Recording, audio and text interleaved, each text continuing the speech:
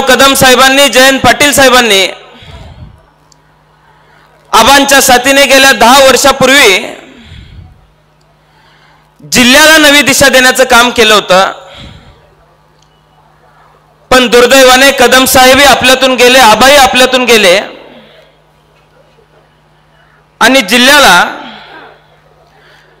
ज्या कळा सोसाव्या लागलेल्या आहेत, ज्या खडतर प्रवासावरती सामना करावा लागलेला आहे, साहेब तुम्ही सर्वांनी आम्हा तरुण सहकाऱ्यांवरती ज्या पद्धतीने विश्वास ठेवलेला आहे, मी आपल्या माध्यमातून सर्व लोकांना एकच ग्वाही देऊ इच्छितो की जिल्ह्याला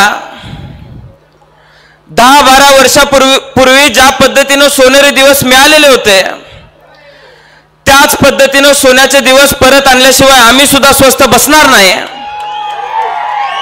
आज राष्ट्रवादी काँग्रेस शरदचंद्र पवार पक्षाचा अधिकृत उमेदवार म्हणून मी आपल्या सर्वांसमोर उभा असताना अनेक वेळेला वेगवेगळ्या माध्यमातून मी आपल्या सर्वांसमोर आलेलो आहे, माझ्या भावना व्यक्त केलेल्या आहेत। पण आपल्या सर्वांसमोर या मतदारसंघाचा उमेदवार म्हणून माझ्या भावना व्यक्त करणं मला फार जड जातंय। गेल्या 10 वर्षामध्ये कशा पद्धतीने आम्ही वाटचाल केलेली आहे, काय परिस्थितीतून आम्ही सगळे पुढे गेलेलो आहे। मी साहेब आपल्याला एकच गोष्ट सांगू इच्छितो, कितीही अडचणीचा काळ असू दे, या मतदारसंघातल्या गोरगरीब जनतेने मला, माझ्या आईला, माझ्या कुटुंबाला तळ हाताच्या फोडाप्रमाणे जपण्याचं काम केलेलं आहे।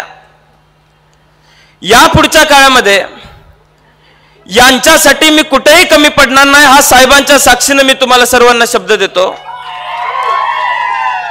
मी आपल्याला सर्वांना सांगतो